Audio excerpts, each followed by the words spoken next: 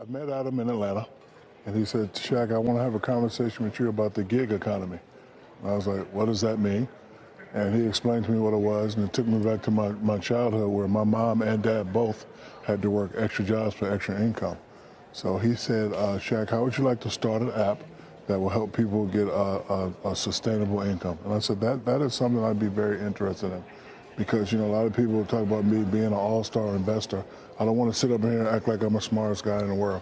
I heard the great Jeff Bezos say, if you invest in stuff that's going to change people's lives, most of the time you'll win. So this right here will definitely change people's lives. It's about 70 million people that have to have gigs for that extra income. I was part of the research. I went out and met many families, met many people. A lot of them do have jobs, but they want to, take on a gig or two to get, pay for an extra car note or buy something special, or, do something special. So it's definitely something that needs to be done. So when I met with Adam and his team, I think they're doing a beautiful job. And I told him, I said, listen, there's a lot of people that are more like me and not like you. What I mean by that, like I'm smart, but I'm lazy smart. Like when I go to an app, I want to just be boom, boom, boom, and I'm there. So I told him and his team, if you're going to do an app for me, make sure the app is, very, very easy and very smooth. And I assure you it's easy and anybody can use it. Adam, how does it work? Does it connect me to Uber and to TaskRabbit and a million other things? And what is it telling you about the economy right now? Sure. So Steady's focus is to provide a platform that actually services the worker, right? If you look at Uber, if you look at Lyft, you look at DoorDash, their end customer is the person who's booking that service. There's nothing out there today that helps the user figure out what is best for them. Kind of put it all in one place. Put it all in one place, right? And with the advancement of technology, the worker is consistently disadvantaged. There's not a technology platform that has been funded, that has gone public, that doesn't disadvantage the worker today. And so what Steady is trying to do is to create a platform that utilizes technology and the collaboration of the data set of all of those individuals, exactly, to give the power back to the worker. Very cool. And so far, is it telling you that, just a quick macro read? I mean, can you tell us anything about the economy right now? Yeah, I mean, it's frightening, right? I mean, the latest statistic published by the National Bureau of Economic Research is that 43% of Americans have more than one source of income. We're in this record low unemployment environment. We have the prospect of that changing on the horizon. We have automation where these workers, which are hourly workers, make up the largest share of the vulnerable workers who are going to be most susceptible to losing jobs. And you have the continued Uberization of enterprise, right, where businesses are better matching labor supply with demand, shrinking the number of available work hours for these folks. So I'm very frightened in terms of what this has to bring. Yeah. So the trend is your friend in terms of the demographics trends and the need for people to work. How do you see this investment paying off? I mean, you're known also for calling up the founder of Ring because you like the product so much. You installed it yourself. You called him up, and it ends up being bought out for a big payout. I learned early. Is this going to be the same, you think? I learned early that when I stopped thinking about the payouts, I'll always be successful. We talked about this before the cameras were rolling, but when I first came in, I lost a lot of money in the get-rich-quick schemes. Right, so then I'm just listening to people. What was the worst investment you ever made? On paper. Paper itself. Guy had a paper company. He said he had all these deals with all the schools and all the government and this and that, and it turned out to be a scam. But I'm listening to all these brilliant people talk. Bill Gates, a friend of mine, rest in peace, was Roger Enrico, former CEO of Pepsi. Me and him, when I had to deal with Pepsi, he would, tell me about his strategies. But once I started, again, investing in things that's going to change people's lives, it'll work. For example, Ring. I got involved with Ring because this was the first time in my life that I stopped being a spoiled brat. What I mean by that is I used to live in neighborhoods with security, right around, front gate. So in Atlanta, I live in a regular neighborhood amongst the people. 30 acres, and I wanted to get a few 30 acres amongst the people. No, but my next door neighbor has 50 acres. So, smallest house on the block, I guess. So I called up the security firm and said, hey, I want to get a few cameras, $50,000. Not going to pay that. Called up another one, $30,000. Not going to pay that. So let me just go to Best Buy. So I was getting TVs, and I saw the little Ring camera thing, and I saw you had doorbell cams and floodlight cams, and it worked perfectly. because all for the a other, couple $100 probably. Exactly. Yeah. So all the other cameras that I have in my house, they're not connected to my phone. And I paid a lot of money for that. So I was like, this is brilliant.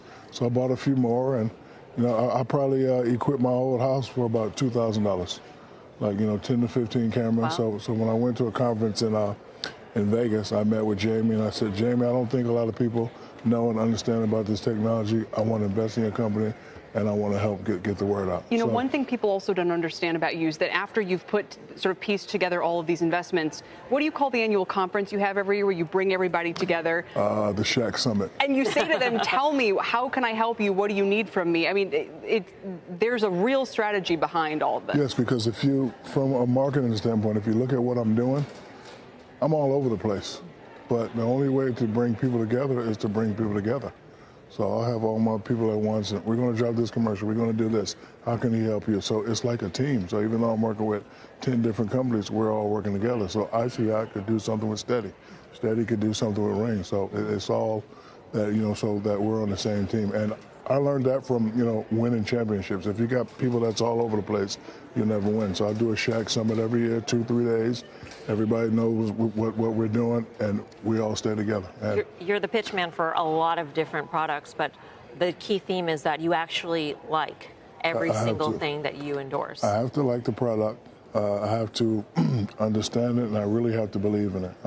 My father was a drill sergeant, and one thing he taught me was honor and respect. And I wouldn't be able to shake Adam's hand if I didn't, believe in this product. I believe in this product. I believe in this company. I wanted to invest.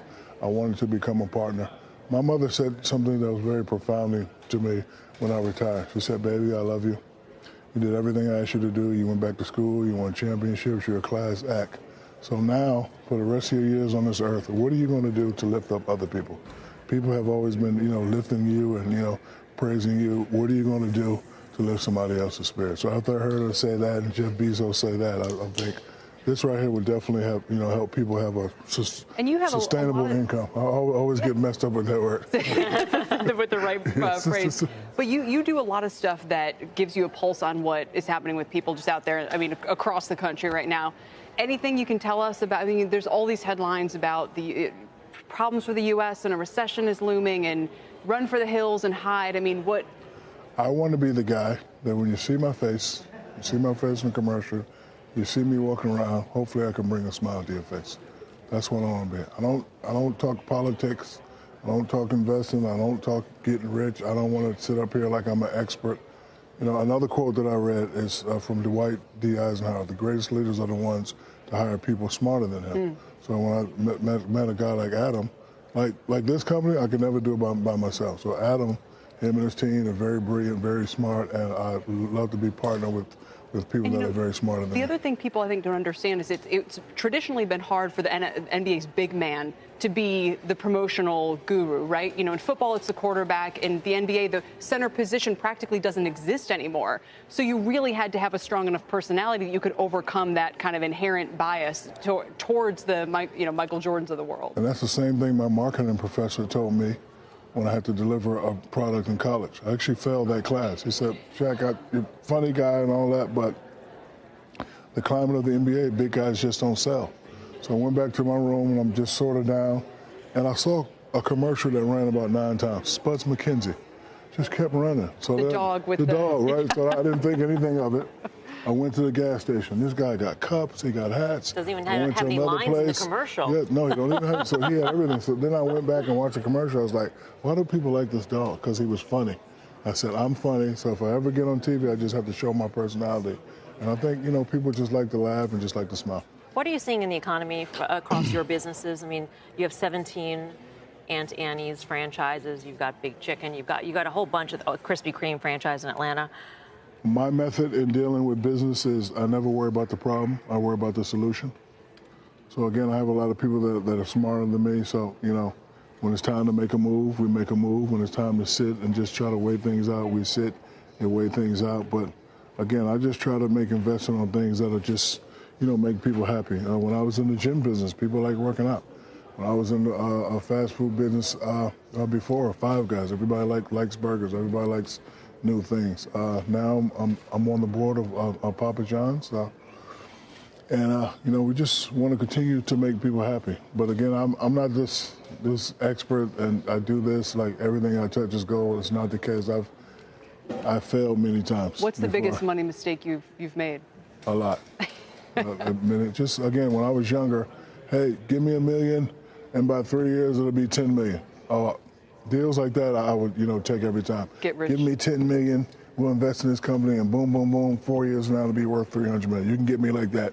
But from like 19 to 26, anybody could come to my office, tell me that deal, and I would take it right away. No research, no due diligence. Oh, if I give you $1 million now, boom, boom, boom, a couple years, it could be 100 million, I'll do that deal. Because I was trying to, but, once I stopped focusing on that and really just start paying attention and start looking at things, I became a little bit more successful. You're also invested in stocks, aren't you? A little bit. What's your favorite stock right now? Well, I'm invested in all the big ones. Like, I'll always go with the big ones. I don't really go with the new ones. I just like to wait it out. So I'm Apple, Starbucks, stuff like that. Do you have the same philosophy? You have to like the product in order to buy the stock? Yes, I do. And do you make the calls on those trades or somebody else? Well, I have a couple guys that work for me. A guy named Ken Gunsberger, Lester Nispel, Jeff Asoff. So, I have a couple guys that are smarter than me that'll say, this is doing this, we should wait on that, we should wait on that. So can we talk? And again, it's about team. Yes. Sure. But can we talk basketball for a second? Of course. You can talk whatever you like. So you have this fascinating dynamic in the NBA right now with these super teams. The Lakers are going to be so much fun to watch this year, see if they can pull it off. It's changed a lot since you were there. Is it changing for the better? Is it changing for the worse? Do the players have too much power? Is there collusion by these agents by bringing all of these guys together? I think it's so much pressure on the guys to win. When I was coming up, it was only a couple of media outlets and that's it. But now every phone is also a media outlet. There's so much pressure on the guys to win that I think it's easier if you get a guy or two that can help you out. But what happens to all the other teams? What happens to the value of you're a Sacramento Kings guy. Yes. They're not really in the mix right now. No, we're not in the mix, and it kind of devalues the competition aspect. When I was coming up, the stories I've always liked to see was, okay, Magic beat Bird, so I would have to wait 300 days to see if it would change. So it's different to each his own. But I don't really like it. I like competition. I just want these guys to compete. They're getting paid a lot of money. So getting paid a lot of money, if you have to compete against somebody that's on your level, I think it'll be a better game for the fans. But like you said, a lot of teams will struggle. And, hopefully they could keep their fan base. So who are you pulling for this year? Who's going to be the most interesting? All right, let me phrase it differently. Which game are you definitely not going to want to miss? Because the Pelicans, that could be... I'm a fan of Golden State because I think they play basketball the right way. Houston is going to be very interesting with Harding and Westbrook. Clippers and Lakers. A lot of teams are great. I'm interested to see what Toronto can do without Kawhi. But other than that, teams, they just have, hate to say it like this, they just have regular players. They just have regular players. Just boring old NBA. I don't want to use the word boring, just, regular guys. It's been a pleasure. We hope to see you on CNBC a lot more. Yes, ma'am. It's been great.